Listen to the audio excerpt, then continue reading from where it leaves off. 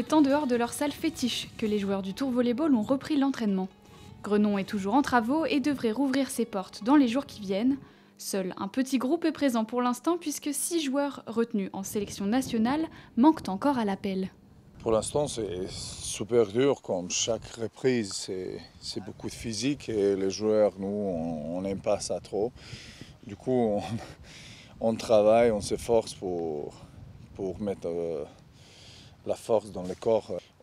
Il nous manquait un peu de volley, il nous manquait un peu de tour et tout ça, donc bien sûr que c'est agréable.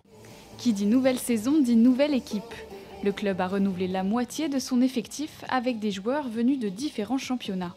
Mais le recrutement, il y a le Finlandais qui est de Chaumont, le réceptacle qui est un très bon joueur, il y a le nouveau réceptacle qui vient de Canada, qui normalement est un joueur très technique, le Camerounais qui vient de Roumanie, qui est un très bon joueur. Alors mais tous les recrutements, c'est un peu par rapport à l'équipe, c'est une très bonne équipe avec des très bons joueurs. Je pense qu'on va avoir 12 joueurs capables de jouer tous au même moment, il n'y a pas de problème.